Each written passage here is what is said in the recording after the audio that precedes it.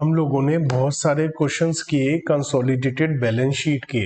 अब हम क्वेश्चन कर रहे हैं consolidated P and L account का। ये क्वेश्चन सीए इंटरमीडिएट ग्रुप 2 के एडवांस अकाउंटिंग के जो दिसंबर 2021 में, नवंबर वाले एग्जाम जो दिसंबर में हुए थे उसमें आया था। क्वेश्चन नंबर 3 का ए पार्ट। इस क्वेश्चन को हम कर रहे हैं। बस आपको कंसोलिडेटेड पी एंड एल बनाते हुए ये ध्यान रखना है कि जो म्यूचुअल ट्रांजैक्शंस हैं उनको एलिमिनेट करना है। बस ये बहुत सिंपल सा फंडा है। इस बात का ध्यान रखेंगे तो बड़े आराम से क्वेश्चन हो जाएगा। तो आइए हम करते हैं इस क्वेश्चन को। आप भी मेरे साथ साथ करिएगा। अगर मेरे साथ साथ क्वेश्चन को करेंगे तो आपको बहुत आराम से अच्छे से समझ में आ जाएगा। सबसे पहला काम क्या करते हैं हम लोग, फॉर्मेट बना लेते हैं, उसके बाद वर्किंग नोट में सारा काम कर लेंगे। ठीक है, सबसे पहले हम फॉर्मेट बनाते हैं consolidated profit and loss account.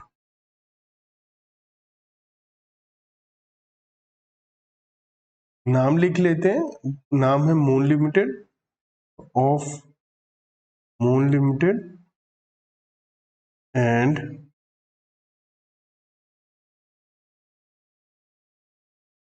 It's subsidiary star limited.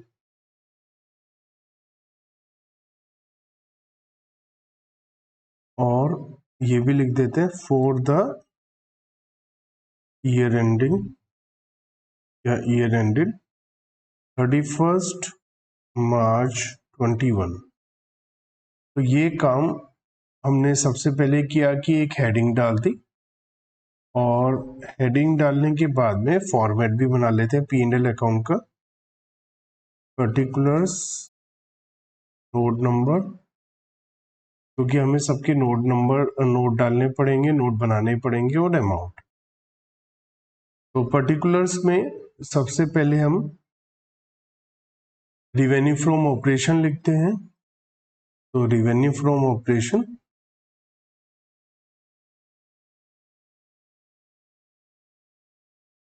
जिसमें सेल आती है। जैसे जैसे हम वर्किंग नोट बनाते जाएंगे वैसे वैसे उसका नोट नंबर डालते रहेंगे, वैसे हमें जरूरत पड़ेगी लगभग हर एक का वर्किंग नोट बनाने की। Revenue from operation, other revenue या अदर इनकम,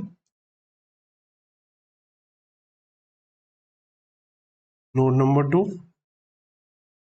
ऐसा करने से हमारे पास टोटल रिवेन्यू आ जाएगा। तो टोटल रिवेन्यू को हम फर्स्ट पार्ट बना लेते हैं। अब हम एक्सपेंसेस लिखते हैं। ये कंपनीज एक्ट के शेड्यूल 3 के फॉर्मेट के हिसाब से ही हम बना रहे हैं। एक्सपेंसेस में सबसे पहले मटेरियल कंज्यूम्ड आ जाता है, cost of material consumed number 3। Next हमारा होता है चेंजेस इन इन्वेंट्रीज,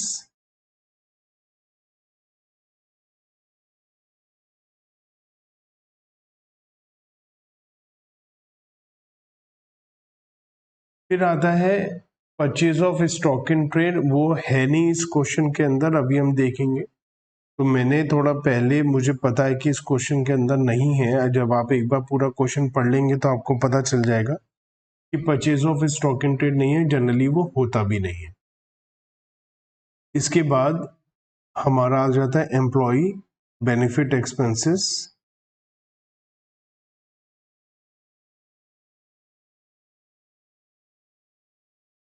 नेक्स्ट हो जाता है हमारा फाइनेंस कॉस्ट।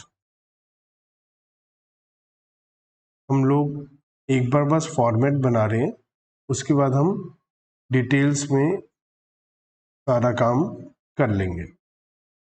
तो फाइनेंस कॉस्ट हो गया।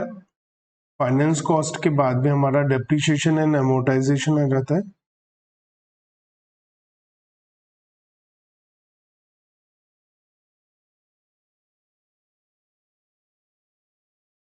और उसके बाद में अदर एक्सपेंसेस।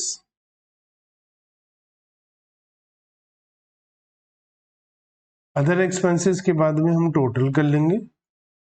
टोटल एक्सपेंसेस आ जाएगा,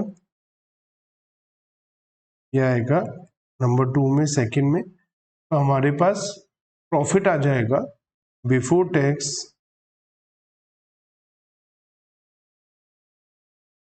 फर्स्ट माइनस सेकंड। ये काम करना है। क्वेश्चन को अब एक बार ध्यान से पढ़ लेते।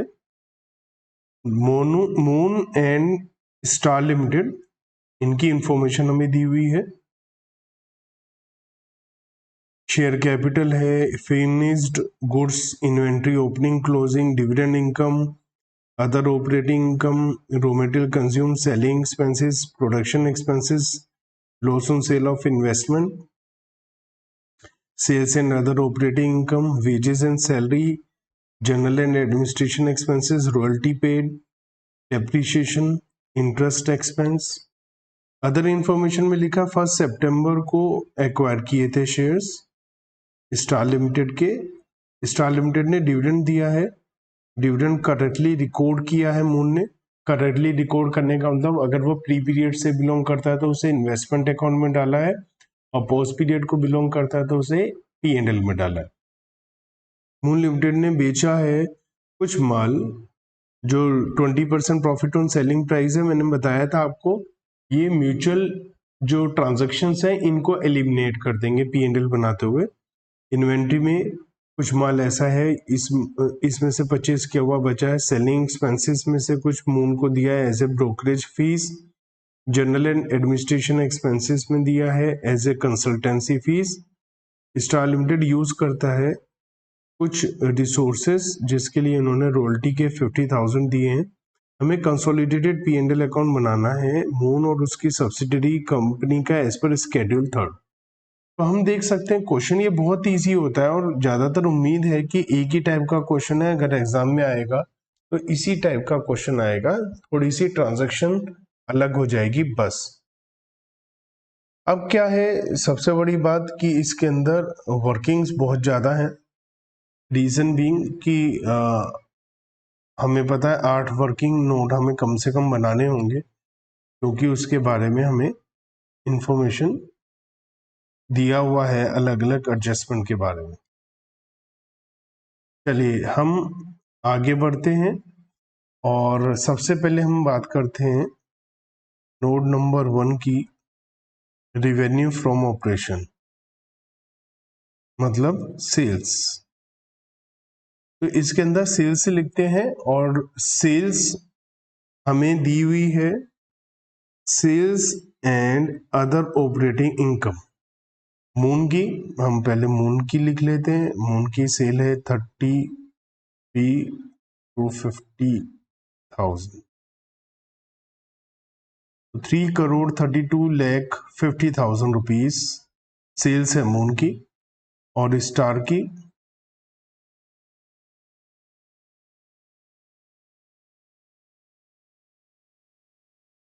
की भी हमें दे रखी है 1,90,75,000। इन्होंने मिलियन के हिसाब से कोमा लगा रखे हैं, हम करोड़ और लैक्स के हिसाब से कोमा लगाते, तो मैंने कोमा उसी हिसाब से लगाया है।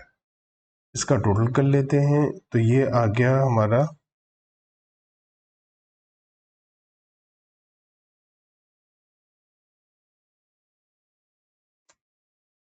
5,23,25,000। ठीक है, अब हमें क्या करना है, मैंने आपको पहले भी बताया था, ध्यान से समझिए।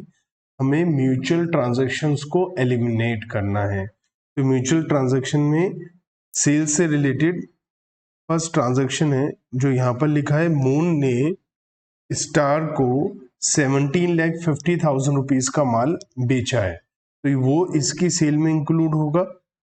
लेस कर देते हैं सेल्स म्यूचुअल ट्रांजैक्शंस।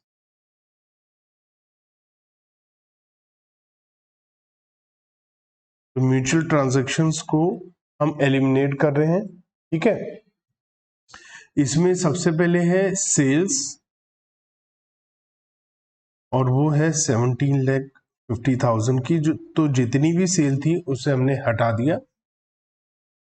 अब और कहाँ कहाँ हटेगी वो जरूरत पड़ने पर मैं बता दूंगा। जहां जहां आया है, जैसे एक कंपनी की सेल है तो दूसरे की परचेजेस होगी तो परचेजेस से भी हटा देंगे।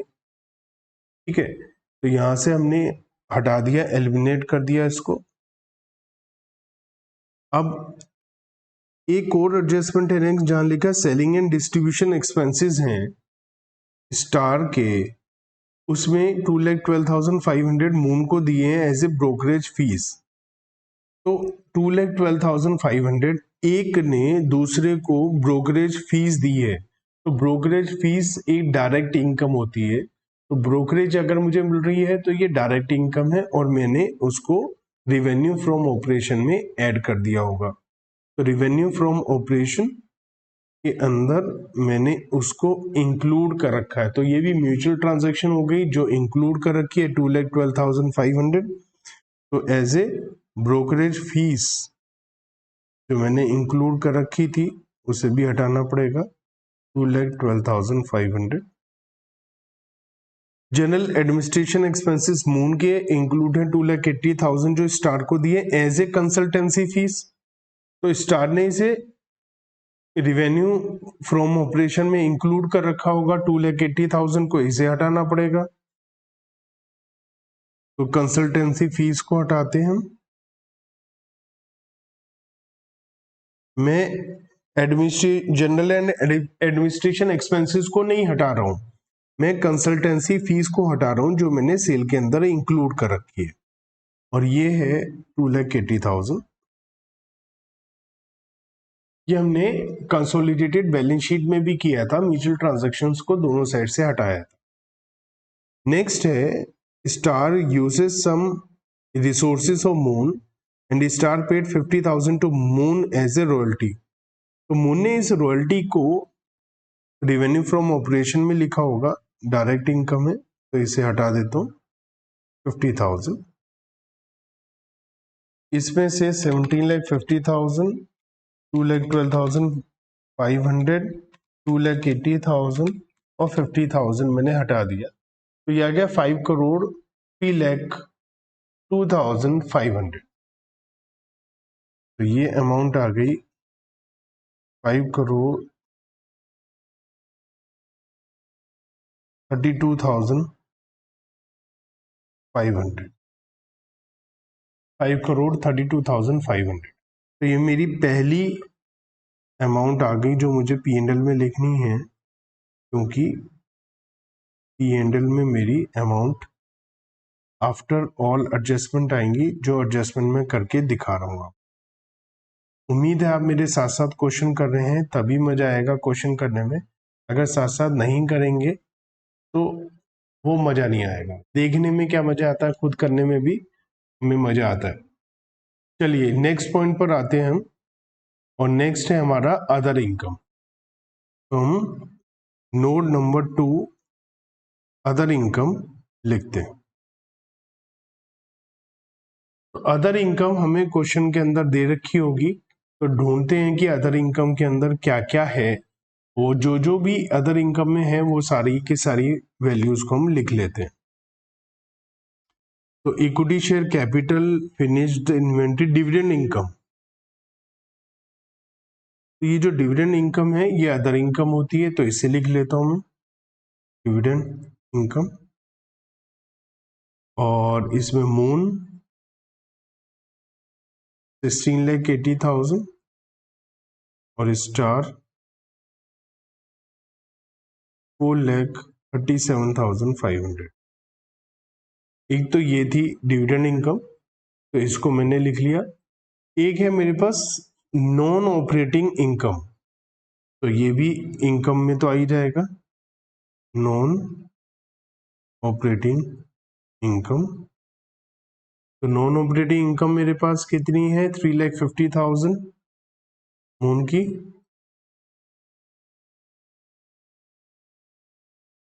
और स्टार की है 1,05,000।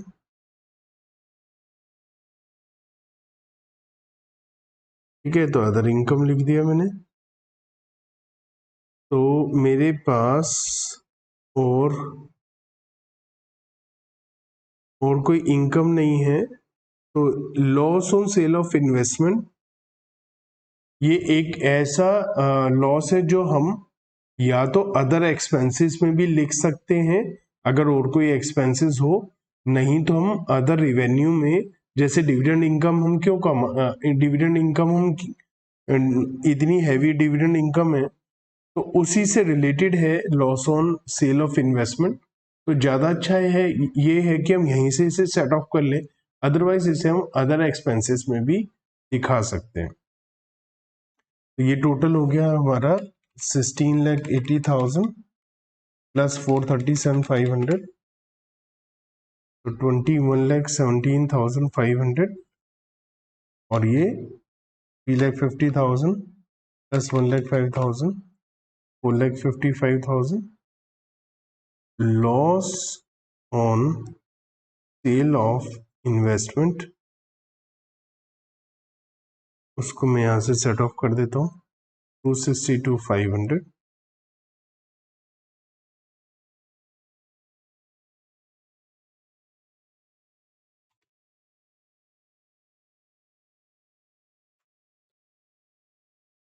तो मेरे पास फाइनल जो फिगर आ जाएगी, क्योंकि मैंने 2,62,000 माइनस कर दिया है, तो इसको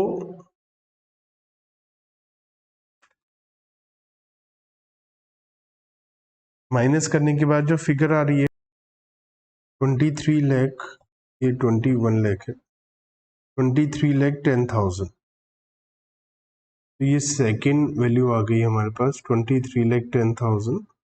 हम चाहें तो इसका टोटल करके टोटल भी लिख सकते हैं कि हमें पता चल गया कि टोटल रेवेन्यू कितना है हमारे पास।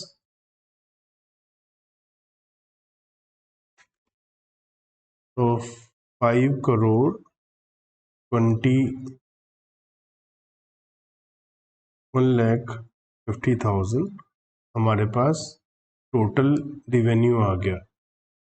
ठीक है, क्या सही टोटल क्या एक बार और करके देखूं मैं, 500 और 32500 प्लस 23,10,000, 5,23,42,500। चलिए आगे बढ़ते हैं। Cost of material consumed, note number 3।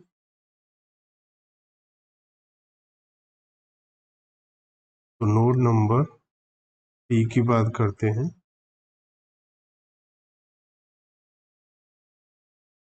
Material consumed, तो मटेरियल कंज्यूम्ड में ओपनिंग स्टॉक आ जाता है जो हमारे पास था रॉ मटेरियल का। अगर रॉ मटेरियल का ओपनिंग स्टॉक था तो वो आ जाता है, प्लस जो भी हमने परचेजेस करी है वो आ जाता है, और minus closing stock of raw material, plus कोई डायरेक्ट एक्सपेंसेस होते हैं रिलेटेड टू परचेजेस मैन्युफैक्चरिंग। तो देखें क्वेश्चन के अंदर क्या क्या दिया है। ये फिनिश गुड्स की इन्वेंट्री है, ये तो नहीं आएगी यहाँ पर, और डिविडेंड इनकम लिख चुके हैं। अदर रॉ मटेरियल कंज्यूम्ड, तो रॉ मटेरियल जो कंज्यूम्ड है वो दे रखा है हमें, लिख लेते हैं material consumed. Raw material consumed, consumed का मतलब ही यही होता है opening plus purchases minus closing. तो ये है 1393 4 टाइम्स 0, इसका मतलब ये है 1,39,30,000 प्लस ये है मून का, स्टार का इसमें ऐड हो जाएगा 47,25,000। इन दोनों को ऐड कर लेते हैं। 1,39,30,000 प्लस 47,25,000, 1,86,55,000। अब इसमें एक बात समझने की ये है कि हमने म्यूचुअल ट्रांजैक्शंस को एलिमिनेट करना है, और हमने पता है कि जब एक कंपनी की सेल है तो दूसरे की परचेजेस है, तो उसे हटाना पड़ेगा। मैं हाईलाइट करके बता देता हूँ मैं किसकी बात कर रहा हूँ। ये जो हमने म्यूचुअल ट्रांजैक्शन में सेल को हटाया था, तो इस सेल को हटाना पड़ेगा हमें। यहाँ पर भी यहाँ से हम माइनस कर देते हैं म्यूचुअल ट्रांजैक्शन, तो 17,50,000 हमें यहाँ से हटाना पड़ेगा। ये आ जाएगा 1,69,05,000। ठीक है। इसके अलावा यहाँ पर एक बता रखा है प्रोडक्शन एक्सपेंसेस। प्रोडक्शन एक्सपेंसेस मतलब मैन्युफैक्चरिंग एक्सपेंसेस हैं, उनको आप अदर एक्सपेंसेस में लिख सकते हैं, लेकिन ज़्यादा अच्छा ये होगा अगर हम यहीं पर लिखें। अदर एक्सपेंसेस में भी आप लिख सकते हैं, क्योंकि ये रॉ मटेरियल कंज्यूम से रिलेटेड एक्सपेंसेस नहीं है, लेकिन ज़्यादातर यहाँ पर ही दिखाया जाता है, तो आप यहाँ पर लिख सकते हैं plus production expenses.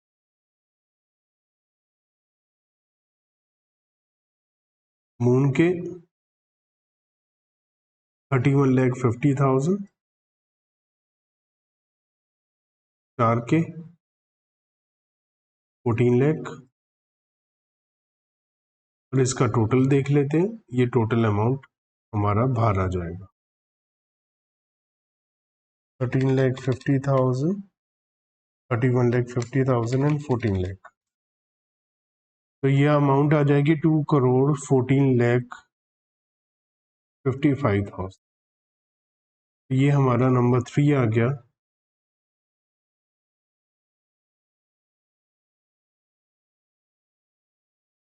Changes in inventory. Changes in inventory का मतलब है ओपनिंग और क्लोजिंग स्टॉक के बीच में जो डिफरेंस है। तो यहाँ हमें दे रखा है, उसे लिख लेते हैं। मैं पहले थोड़ी सी जगह बना देता हूँ, क्योंकि जो काम हो गया तो यहाँ से हटा देता हूँ।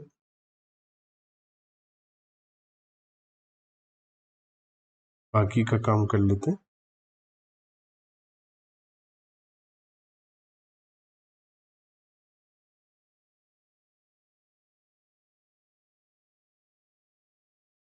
तो मैं अब बात करता हूँ वर्किंग नोट नंबर 4 की।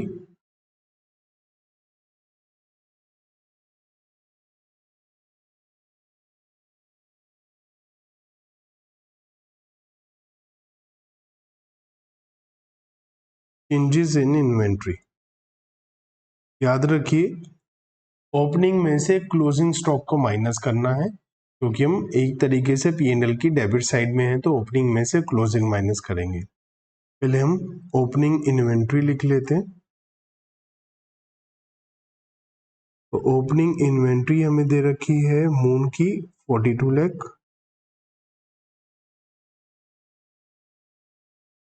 और स्टार की 30,10,000। तो टोटल हो गई 72,10,000। माइनस करना है क्लोजिंग इन्वेंट्री।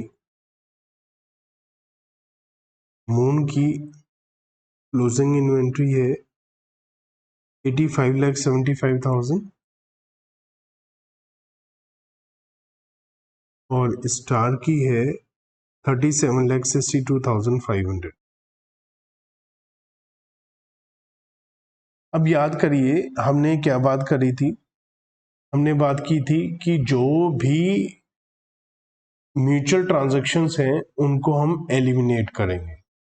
अब जो म्यूचुअल ट्रांजैक्शंस हैं उनको हमें एलिमिनेट करना है, तो सेल में से हमने सेलिंग प्राइस हटा दिया, जो माल बेचा था 17,50,000 का, परचेजेस में से हमने परचेजेस की अमाउंट हटा दी, और इसके अंदर जो अनरियलाइज्ड प्रॉफिट इंक्लूड है स्टॉक के अंदर, उसको भी हम हटा देते हैं, क्योंकि ये म्यूचुअल ट्रांजैक्शन स्टॉक तो नहीं है, लेकिन स्टॉक के अंदर जो प्रॉफिट है वो म्यूचुअल ट्रांजैक्शन है, उसे हटाना पड़ेगा।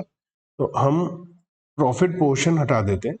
प्रॉफिट पोर्शन कितना है, हमें बता रखा है कि 7 लाख रुपीज का माल अभी भी इंक्लूड है, जिसपे 20% प्रॉफिट ऑन सेलिंग प्राइस लिया हुआ है। तो इसमें से माइनस कर देता हूं अनरियलाइज्ड प्रॉफिट 7 लाख का 20%, दैट इज 1,40,000। तो मैं 85,75,000 प्लस 37,62,500 माइनस 1,40,000 कर देता हूँ। ये आ गया 1,21,97,500। क्योंकि मुझे ओपनिंग में से क्लोजिंग को माइनस करना है, तो ये मेरे हिसाब से एक नेगेटिव फिगर आ जाएगी, चेंजेस इन इन्वेंट्री, क्योंकि क्लोजिंग स्टॉक ज़्यादा अमाउंट आ रहा है। तो ये 49,87,500 की नेगेटिव फिगर आ गई। तो मैं इसे एज ए नेगेटिव फिगर लिख देता हूँ 49,87,500। अब मैं आता हूँ वर्किंग नोट नंबर 5 पर, एम्प्लॉय बेनिफिट एक्सपेंसेस। अब एम्प्लॉय बेनिफिट एक्सपेंसेस में अगर देखें तो कोई म्यूचुअल ट्रांजैक्शन नहीं है, तो टाइम बचाने के लिए मैं इसका टोटल सीधा करके भी लिख देता हूँ।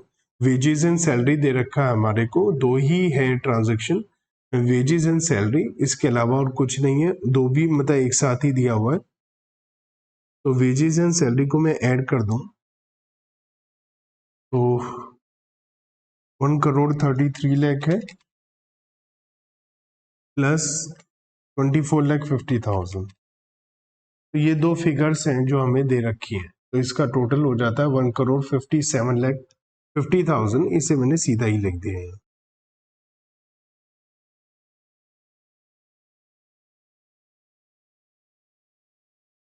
एम्प्लॉय बेनिफिट, अगर एग्जाम में टाइम हो तो आप लिख लीजिएगा, मून और स्टार का अलग अलग लिख कर दिखाकर कि 1,33,00,000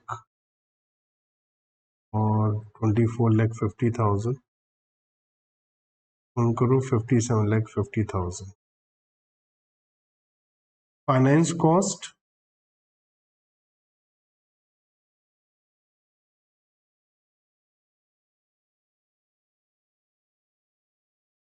तो कोई फाइनेंस कॉस्ट में भी म्यूचुअल ट्रांजैक्शंस नहीं है, तो इंटरेस्ट एक्सपेंस दिया हुआ है हमें, उसको लिख लेते हैं हम।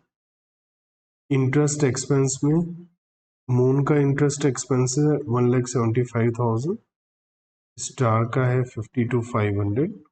इन दोनों को मैं ऐड कर देता हूँ, 2,27,500।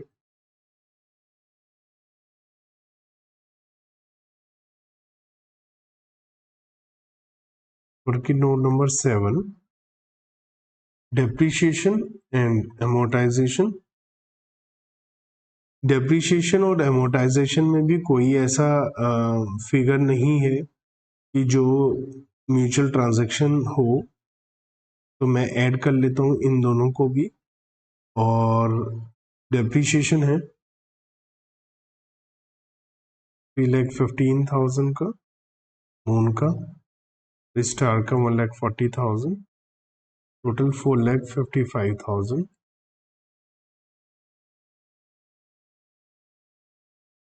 अब जो कैलकुलेशन है मेन, वो हमारी जो होगी वो होगी वर्किंग नोट नंबर 8 में अदर एक्सपेंसेस, क्योंकि अदर एक्सपेंसेस के अंदर काफ़ी एडजस्टमेंट्स हैं। कैसे कैसे देख लेते हैं। Dividend income, other raw material consume, selling and distribution expense.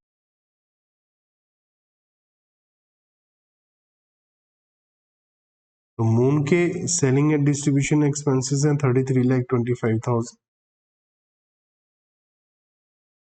और स्टार के हैं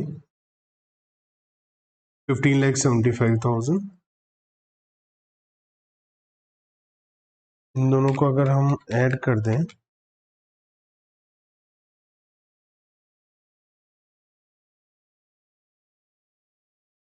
तो ये होते हैं 49 lakh rupees selling and distribution expenses के। और याद करिए यहाँ पर एक एडजस्टमेंट में लिखा है कि 2,12,500 सेलिंग एंड डिस्ट्रीब्यूशन एक्सपेंसेस हैं। जो selling and distribution expenses sales में इंक्लूड हैं इसकी मून की, लेकिन selling and distribution expenses Star की कॉस्ट में सेलिंग एक्सपेंसेस में इंक्लूड है। तो इनके सेलिंग एक्सपेंसेस में से हटा देता हूँ म्यूचुअल ट्रांजैक्शन में 2,12,500।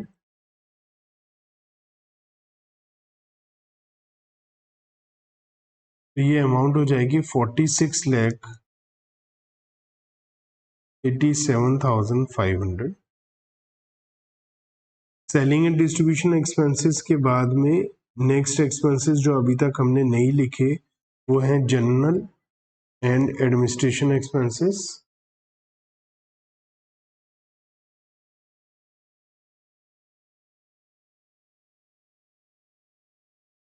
मून के general and administration expenses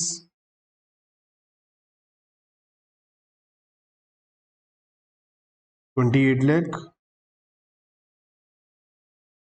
star के 12,25,000।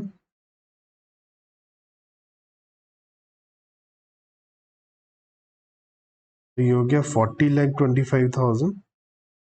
इसमें जनरल एंड एडमिनिस्ट्रेशन एक्सपेंसेस में 2,80,000 म्यूचुअल डेट के इंक्लूड है, इसे लेस कर देता हूं मैं। 2,80,000 म्यूचुअल ट्रांजैक्शन। 43 लाख, इसमें 40,25,000 माइनस 2,80,000 37,45,000।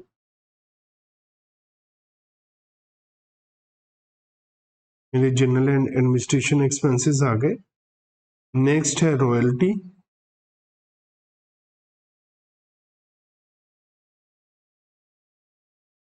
मून की रॉयल्टी तो है नहीं, स्टार की है 50,000।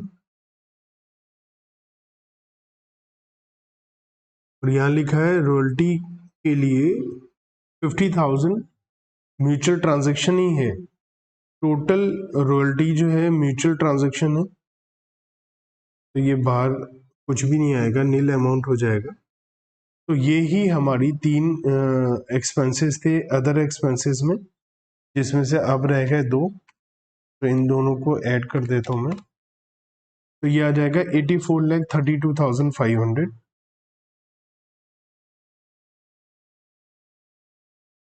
84,32,500 को मैंने यहाँ लिख दिया। अब मेरे पास इसका टोटल करने का टाइम आ गया है, इनका टोटल कर लेते हैं। Plus 2,14,55,000 minus 49,87,500 plus 1,57,50,000 plus 2,27,500 plus 4,55,000। इनका टोटल आ गया 4,13,32,500। अब हम टोटल रेवेन्यू में से टोटल एक्सपेंस माइनस कर देते हैं। तो 5,23,42,500 में से ये लेस कर देते हैं, तो हमारे पास प्रॉफिट बिफोर टैक्स आ जाएगा 1,10,10,000। तो यहाँ पर अगर हम देखें तो प्रॉफिट एंड लॉस कंसोलिडेटेड हमने बनाया। एग्जाम का जो क्वेश्चन आया हुआ है वो हमने क्वेश्चन किया है, बहुत आराम से तसल्ली से किया है। उम्मीद यही है कि एग्जाम में अगर क्वेश्चन आएगा तो इसी टाइप का आएगा, जो म्यूचुअल ट्रांजैक्शंस को हमें दिखाना होगा।